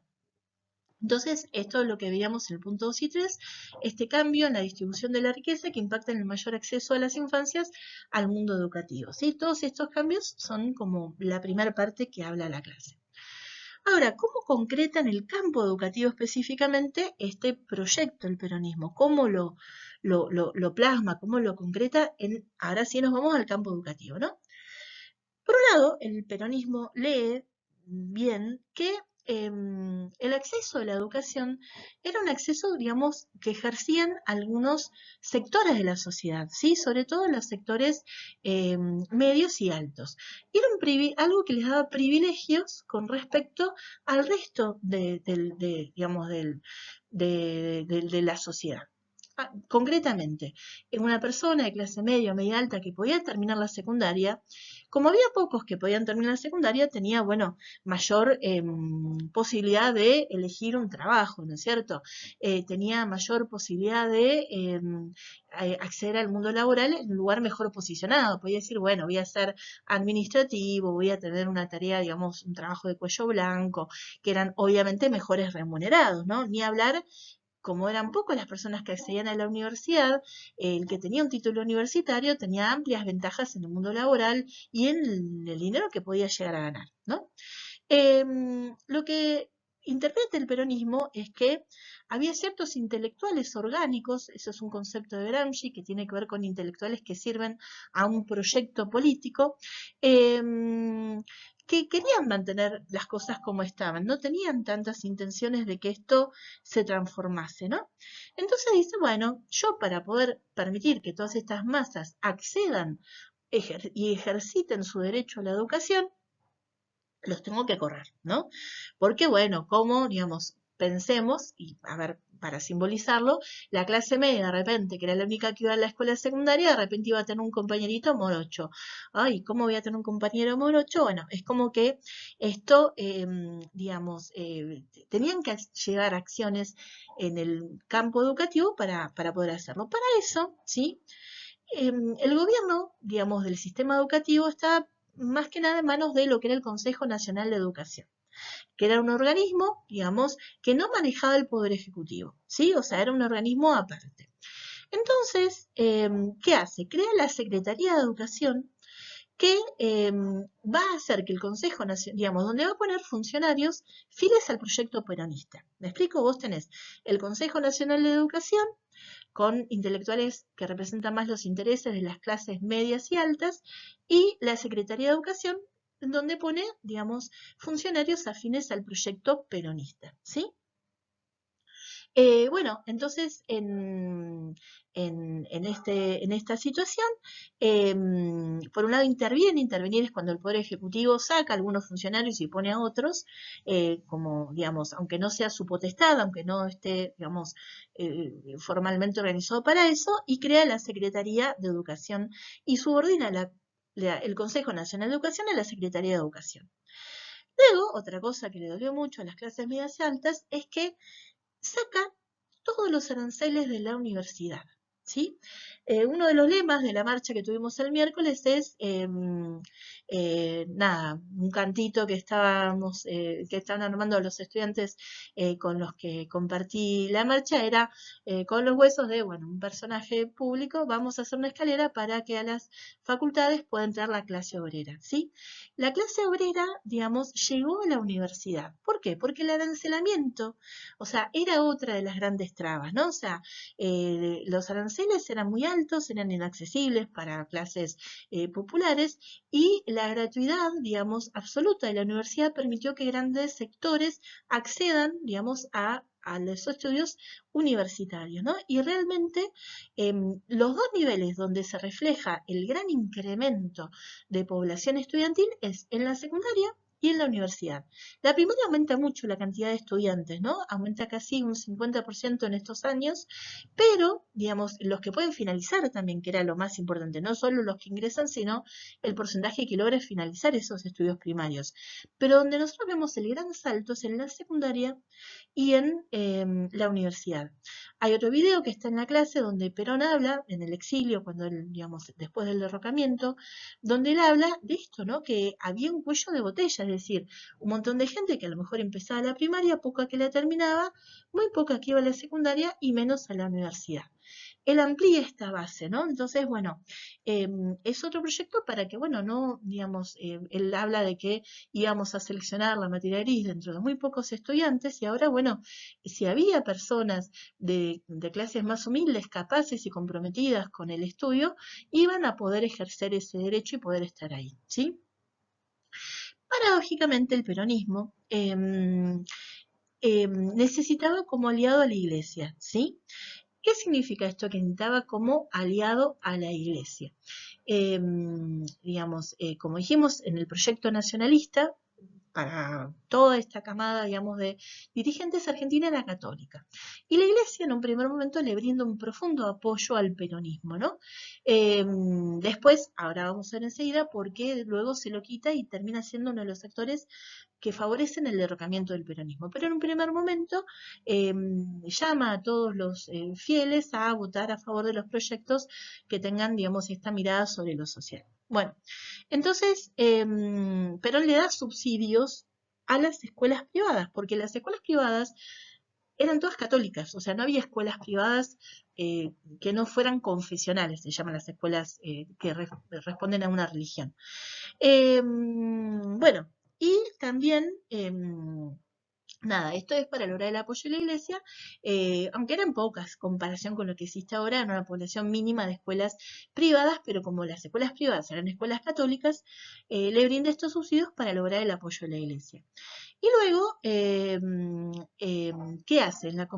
Como habíamos dicho, acá está reiterativo, perdón, porque otro organismo que interviene además de la Comisión del Consejo Nacional de Educación son las universidades, que en un momento dicen, ¿cómo se me van a poner todos estos gente pobre que llega a la universidad. Las autoridades resisten en parte esta masificación del ingreso a las universidades y, bueno, cuando esto acontecía, Perón intervenir de vuelta. Es cuando el Poder Ejecutivo toma, digamos, una potestad, digamos, de dirigir lo que pasa en un organismo en el cual no tiene potestad. O sea, el Poder Ejecutivo no puede decir qué pasa en la universidad por los reglamentos de las universidades y las leyes que rigen los estudios universitarios. Pero bueno, ante ciertas circunstancias puede intervenir. Pasa con las provincias, ¿no? Por ejemplo, pongámosle, cada provincia tiene su gobernador. Ahora, cuando hay algo que se desmadre en una provincia, el Poder Ejecutivo puede intervenir esa provincia. Bueno, hacía lo propio con las universidades, ¿sí? Bueno, estas intervenciones obviamente tienen como contrapunto la cuestión de que generan ciertos malestares y van construyendo esta imagen del peronismo como bastante autoritario, porque bueno, cuando las cosas no iban para el lado que el peronismo había decidido que fueran, bueno, los mecanismos de intervención eran mecanismos bastante autoritarios, ¿no? Donde digo, bueno, sí, yo te doy autonomía en las universidades, pero si van para donde yo quiero. Cuando no van para donde yo quiero, nada, me meto y dirijo, ¿sí? Bueno, otro aspecto que vamos a ver dentro del cambio, dentro de lo que es el sistema formal de educación, son cambios en la modificación en la formación docente, ¿no? Que es cómo formamos a esos docentes que van a enseñar. Y acá hay una tendencia hacia lo que podríamos pensar es lo que se llama, en términos generales, el espiritualismo. ¿Qué significa el espiritualismo? El positivismo es una corriente que dice que los saberes a enseñar tienen que ser saberes más vinculados al mundo científico, ¿no? Yo tengo que enseñar ciencias naturales, ciencias sociales, ¿no? Todas esas cuestiones. El espiritualismo es, bueno, además de formar en la dimensión, digamos, del conocimiento sobre el mundo, digamos, de las ciencias, también hay valores espirituales en enseñar. ¿Espirituales en qué sentido? Enseñar, digamos, para el peronismo, espiritualismo era en términos de enseñar la doctrina peronista, ¿no? Entonces, es como que hay ciertos valores, como el amor a la patria, como la lealtad hacia el movimiento, que empiezan a ingresar a la formación docente y que también son resistidos por amplios sectores que consideran como que esto es medio autoritario, ¿no es cierto? Es usar el sistema educativo como una forma de adoctrinamiento, pero bueno, es otra de las cosas que generan ciertas tensiones entre el peronismo y, digamos, el mundo de la docencia. Por un lado, los docentes dicen, bueno, qué bueno que haya más escuelas, obviamente se mejoran los salarios docentes, qué bueno que haya mejores salarios docentes, pero no me gusta esto de tanto intervención en el campo educativo, que es una de las cosas que va a ir de vuelta hacia finales del periodo generando digamos, que empiece a despegarse el apoyo y que estos sectores se pongan contra el peronismo, ¿no? Bueno, otro cambio que introduce es lo siguiente, muchos de los sindicatos docentes tenían ideas que no eran peronistas. Les expliqué que la izquierda y el peronismo no tienen el mejor vínculo, ¿no? O sea, el peronismo es anticomunista y bueno, muchos sindicatos tenían dirigencias socialistas, comunistas. Entonces, lo que hace es crear otro sindicato docente de base 100% peronista en el cual, bueno, se va a plasmar esto de, digamos, de que van a ser fieles a lo que el peronismo quiere hacer en el campo educativo, ¿no? A lo bueno y a lo malo. Y por último, los cambios cuantitativos de los que habíamos hablado, esto de que se crean escuelas a granel, ¿no? O sea, se amplía profundamente, digamos, también se incluye la educación inicial, digamos, en un momento en la provincia de Buenos Aires se hace una ley que haría obligatoria la sala de 3, 4 y 5. Esto es inviable por una cuestión de que había que construir tantos jardines de infantes que no había posibilidad en el tiempo de hacer esa semejante construcción. Pero es un intento de decir que, bueno, digamos, la parte material, la parte de la cantidad de recursos que el peronismo destina hacia la educación es impresionante, ¿no? O sea, digamos, en cuanto a ampliación, digamos, y no solo de escuelas, sino de un montón de instituciones vinculadas a los niños, ¿no? Desde clubes deportivos, bibliotecas, ¿no? Decimos esto de proveer los materiales de estudio, esto de la copa de leche, Así que bueno, y también otro gran beneficiario de todo esto es la educación inicial. ¿Por qué? Porque como ahora también se le dan derechos a las madres, digamos, las madres trabajadoras de las infancias, la educación inicial, lo que es el jardín de infantes, se amplía bastante, no tanto como para llegar a la obligatoriedad de sala de 3, 4 y 5, pero se amplía bastante por esto de que la mujer trabajadora tuviera un lugar donde dejar a los niños en un rol más asistencialista que pedagógico. A ver si me explico. Era más para que los niños tuvieran un lugar seguro donde estar ante el trabajo de las madres que desde un rol pedagógico. Pero bueno, se crean jardines que para la época es, digamos, muy importante, ¿no? O sea, por lo general son salas de 5 anexadas a las escuelas primarias que se construyen. Bueno, todos estos cambios son en el sistema formal. Pero ¿qué pasa? Ahí está. El sistema formal, digamos, es tan profundo los cambios que quiere hacer el peronismo que necesita de ampliar su influencia en lo que podríamos pensar el campo educativo fuera de la educación formal, fuera de las escuelas, ¿no? Entonces yo acá lo organicé en dos tipos de cambios. Cambios por fuera del sistema formal, o sea, por fuera de las escuelas. Unos son no vinculados al mundo del trabajo y otros son vinculados al mundo del trabajo. Ahora vamos a ver cada uno. ¿Qué significaba? Además de que las escuelas educaran, ¿sí? Se crean las escuelas sindicales, o sea, en los sindicatos muchas de las personas adultas no habían podido acceder a una escolarización y en los sindicatos se hacen escuelas donde obviamente todos los valores, ideas del peronismo empiezan a tener, además de la educación, de enseñar a leer, escribir, hacer cuentas, se enseñan estos valores, ¿no es cierto?, la doctrina peronista. Las unidades básicas, que eran lugares de militancia, donde eran como la sede del peronismo en todo el territorio argentino, también se crean en espacios de educación en el sentido de que transmiten los valores y ideas del peronismo. En un montón de entidades barriales y vecinales, en las comisiones de fomento, donde de vuelta también muchos del mundo adulto que habían quedado excluidos se les enseña lectura, escritura, operaciones, y a la vez estos valores, ¿sí? Se fomenta que se formen sindicatos donde, digamos, sindicatos dentro de las distintas escuelas con base peronistas, ¿sí?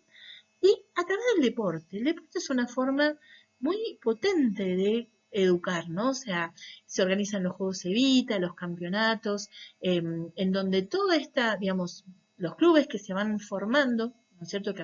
Digamos que de vuelta no es una institución educativa propiamente dicha, todos se llamaban Eva Perón, Juan Domingo Perón, pero eran espacios donde las clases populares podían acceder al ejercicio del deporte, ¿no es cierto? En donde también se construía esta peronización, digamos, de la sociedad, donde se construía este vínculo. Pero bueno, y ahora, este tema, voy a tratar de ser lo más clara posible porque es complejo, es paralelo al circuito formal, o sea, un niño podía ir a primaria, secundaria, luego a la universidad, se crea un circuito alternativo a la educación formal, relacionado con el mundo del trabajo. ¿Qué era esto? Por un lado, hasta ese momento, nunca el saber sobre el trabajo, el saber hacer, el saber ser carpintero, el saber ser tornero, no era un saber valorado dentro del mundo de la educación, ¿sí?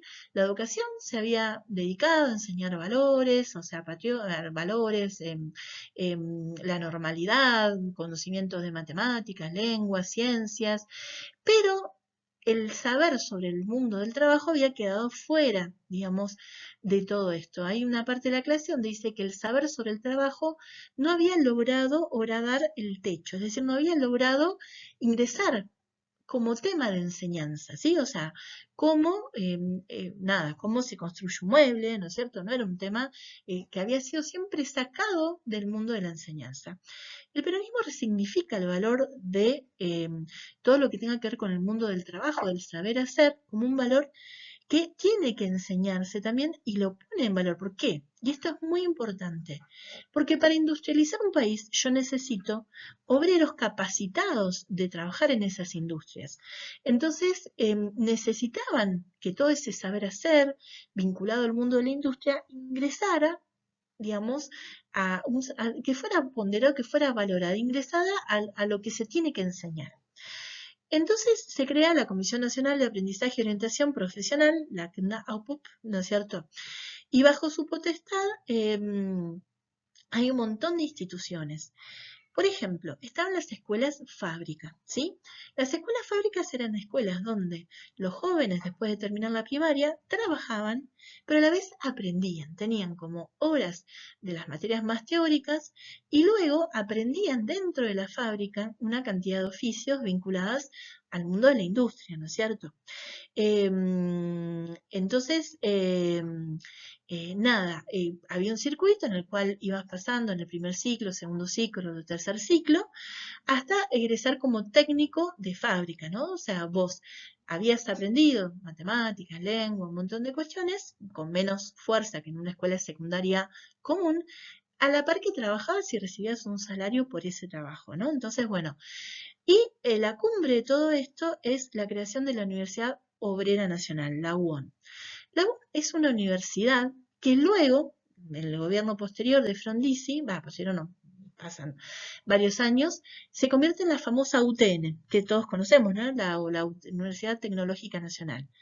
La Universidad Obrera Nacional tiene sedes en todo el territorio, como le pasa a la UTN, que tiene sedes en distintas partes del territorio, ¿no? Que vos podés tener una sede acá, en Bariloche tenemos una, en Esquel tenemos otra, bueno, hay un montón de sedes en todo el territorio y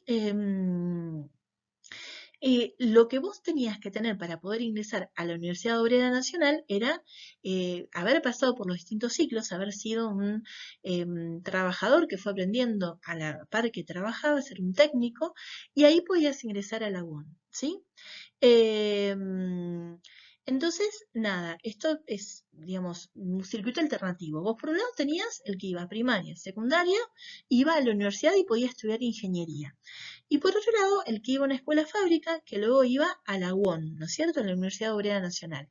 Los dos títulos eran válidos, pero este título, el que otorgaba la Universidad Obrera Nacional, el de ingeniero de fábrica, era un título muy profundamente vinculado con el saber qué pasaba en una fábrica. A lo mejor un ingeniero, digamos, de la universidad tradicional, no sé si había pisado alguna fábrica una vez en su vida, podía saber sobre un montón de cuestiones, pero no había estado vinculado directamente al mundo del trabajo. Un ingeniero egresado de la Universidad Obrera Nacional era un ingeniero que había pisado la fábrica, sabía todo sobre los procesos productivos, porque había, digamos, transitado toda su formación impregnado en ese mundo, ¿no? Que es lo que ellos pretendían construir. Entonces, como dice acá, esta valorización del saber hacer, del saber sobre el trabajo, tiene que ver con el modelo productivo que quería instalar el peronismo, ¿no? Esto de poder hacer, nada, digamos, un país industrializado. Así que bueno. Entonces es lo que decimos como el trabajo como cuestión pedagógica, ¿sí? Y acá cuenta esto, las escuelas técnicas de artes y oficios se convierten en las escuelas industriales y salen como técnico industrial. Y las escuelas fábricas, que es esto que habíamos hablado recién, ¿sí? Entonces, esto de los circuitos diferenciados, que las clases medias van a la escuela técnica, después van a la universidad tradicional, a la UBA de Buenos Aires o a la de La Plata, o a la de Córdoba, y las clases obreras van a las escuelas fábricas, ¿sí? Que van a trabajar y a la vez estudiar, van a la UOM, ¿no es cierto? En la Universidad Obrera Nacional, o acá lo puse al revés, Nacional Obrera, y egresan de ahí con su título de ingeniero. Y son dos ingenierías paralelas, bueno, algunos dicen que esto generaba un circuito diferenciado, pero a la vez habilitaba un tipo de saber más relacionado con la práctica y con la realidad del ejercicio del trabajo en las fábricas. Bueno, ahora acá está la imagen, ¿no es cierto?, de la Universidad Obrera Nacional y bueno, ciertos símbolos que son potentes de analizar. Dos cosas más que analiza la clase es lo siguiente, esto de poder que habíamos hablado recién, poder pensar a los niños como sujetos de derecho. Un lema del peronismo es, los únicos privilegiados serán los niños, ¿no? Este cambio de concepción en el sujeto, ¿no es cierto?, digamos, este cambio de concepción en la mirada sobre las infancias, ¿no?, que se plasman en el campo educativo y a través de un montón de políticas públicas que hace el peronismo, desde campañas de vacunación en las escuelas, hasta la copa de leche, hasta esta cuestión de la ciudad de los niños que hablábamos la vez pasada en las clases. La Fundación Eva Perón, por ejemplo, reparte juguetes entre niños que jamás en su vida habían pensado en recibir un juguete. Muchas infancias es la primera vez que reciben un juguete. En ese momento el Día de Reyes era el más importante, la Navidad no tenía tanta importancia, pero bueno, nada, esta cuestión, esta ponderación, digamos, de las infancias, como no le ponen el título sujeto de derechos, pero sí hay una concepción real de las infancias como sujetos de derechos, ¿sí? La Fundación Eva Perón, como digo, reparte juguetes, reparte las primeras bicicletas, ¿no?, que era el juguete de esa época. También las colonias de vacaciones, ¿no?, o sea, para que las familias trabajadoras puedan enviar a sus niños a las colonias durante el verano, que no había escolaridad en las escuelas. Esto de los deportes, de la creación de los clubes, como habíamos hablado, de torneos infantiles, el famoso torneo, digamos, Evita, ¿no? Así que bueno. Hacia finales del periodo hay varios procesos que empiezan a converger, ¿no? Por un lado, la muerte de Eva en 1952, que fue, digamos, un símbolo muy potente y bueno, que trajo mucha congoja, y además esto coincide con una crisis económica que impide que el peronismo tenga tantos recursos. Ya habíamos hablado en la clase de cómo el peronismo le sacaba recursos al agro para transferirlos a toda la obra pública que hace a través del IAPI, que eso está claramente en la clase anterior, pero bueno, dependíamos en cierto punto para poder sostener este modelo de los ingresos que provenían del agro. Hay una crisis, unas sequías, bajan los precios internacionales de la materia prima y hay menos plata para todo esto, ¿no? Entonces, bueno, se resiente de haber pasado a tener un gran bienestar, digamos, empieza a bajar un poco la cantidad de obras, los aumentos de salarios que se van construyendo. Hay un intento de golpe en 1951. Entonces el peronismo es como que se recarga, ¿no? Es como que en lugar de replegarse vuelve con más fuerza. Y podríamos pensar en una especie de adoctrinamiento en el campo educativo, ¿sí? ¿Qué significa? Se refuerza esto de este intento de peronizar todos los ámbitos de la sociedad, ¿no? Entonces, como que ante la crisis, el peronismo se posiciona en un lugar un poco más autoritario, podríamos pensar, en el sentido de que, por ejemplo, ingresa, digamos, con mayor fuerza esto de que habíamos hablado en algún momento también de los textos en los cuales se enseñaba a leer y escribir a las infancias. Bueno, ahí justo salgo yo, pero después lo van a ver en el Power, de que dice mamá y papá me aman, Perón y Eva nos aman, mamá, papá, Eva, Perón, Evita. Esto de, digamos, este intento de adoctrinamiento a través de distintos mecanismos, nada de la sociedad, ¿no? Y también, ¿qué es lo que sucede? La Iglesia Católica, que disputaba como, digamos, estos sentidos, ¿no? De decir, bueno, somos católicos, el peronismo votando en lugar de decir somos católicos, somos peronistas, ¿no? Es como que en lugar de pensar en ciertos valores tradicionales de la Iglesia, empieza a peronizarse todos los aspectos de la sociedad. Entonces la Iglesia Católica empieza a confrontar con el peronismo. Che, déjame la parte espiritual a mí. Y el peronismo empieza a decir, no, la parte espiritual de nuestra sociedad es el peronismo, la doctrina peronista, los valores peronistas.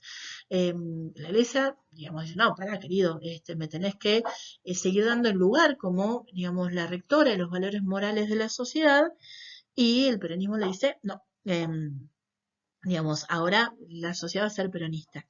También se pone más intenso la parte del magisterio, con lo cual pierde también el apoyo de muchos intelectuales, de docentes, y también el mundo militar, ¿no es cierto? Empieza, digamos, la doctrina peronista a querer enseñarse en los ámbitos militares, lo que le va quitando la pérdida de apoyo de estos sectores. La realidad es que, a ver, ¿cómo decirlo? Los grandes enemigos del peronismo eran esta oligarquía, a la cual había desplazado el lugar de control de la sociedad, y los intereses de los países de afuera. Pero con estas decisiones poco acertadas también va sumando el apoyo, digamos, contra el peronismo de la Iglesia Católica, del magisterio, de los militares, de otros actores sociales, ¿no? Por otros motivos distintos, pero como que se aglutinan en contra del Perón por un motivo distinto. Es como decir, la oligarquía terrateniente no quería que le siguieran tener que seguir sosteniendo el desarrollo del país en base a perder las ganancias, como habíamos visto con el IAPI. Después, los intereses de afuera también querían seguir llevándose los recursos del país. Pero ¿qué pasaba? Como el peronismo se empieza a enfrentar con otros actores, empieza por otro lugar el ataque. Es como que se aglutinan, nos juntamos todos contra el peronismo por distintos motivos. La oligarquía no va a decir, yo no quiero que el Perón me siga metiendo la mano en el bolsillo a través del IAPI. Va a decir, oh, qué tirano que es Perón, que quiere llenar de doctrina peronista a todos los aspectos de nuestra sociedad. No sé, ¿me explico? Pero bueno, nada, lamentablemente estas decisiones se van reforzando. Es como que el peronismo se pone más reaccionario y estos sectores también. Y entonces empieza una confrontación muy difícil de solucionar. Perón, que había en un primer momento contado con el apoyo de la Iglesia, con el apoyo, digamos, de la Iglesia para llegar al poder, empieza a dictar leyes, digamos, como que refuerza su enemistad. Entonces dicta, por ejemplo, la ley de divorcio, que la Iglesia, vieron que, el divorcio no, legaliza la prostitución, que la Iglesia, ¿cómo vamos a hacer legal la prostitución? Y una serie de cuestiones que, digamos, como que la provoca, ¿no? Como que se provocan mutuamente, y termina siendo uno de los sectores que más apoya el derrocamiento del peronismo, ¿no? O sea, es como que, digamos, esta rivalidad se va incrementando, es como que llega un momento bastante irracional, digamos, por ambas partes, y bueno, esto de alguna manera permite vehiculizar todo este descontento y que grandes sectores de la sociedad apoyen el derrocamiento del peronismo que ocurre en 1955. Bueno, entonces, a forma de síntesis, les dije que la clase era un poquito larga, ¿no es cierto? Digamos, esta es una síntesis que está en la clase. Esto que estábamos hablando, la educación peronista constituyó un tipo de ciudadanía en conflicto con la concepción liberal. Para el liberalismo, que es lo que habíamos hablado al principio de la clase, el ciudadano, como individuo, tenía derechos y obligaciones, ¿sí?